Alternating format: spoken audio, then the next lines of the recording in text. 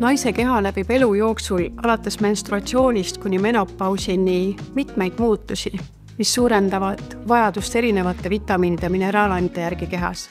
Menstruaaltsükli ajal kaotab naise keha verd, nii et võib suureneda rauavajadus. Raud koos C-vitamiiniga aitab vähendada väsimust ja transportida hapnikku kehas. Emaks saamiseks valmistudes ja raseduse ajal on eriti olulised B12 vitamiin ja foolhappe, mis toetavad loote närvisüsteemi arengut. Magneesium aitab ennetada lihaskrampe ja D-vitamiin koos omega-3 rasvhapetega aitab kaasa lapse luustiku arengule.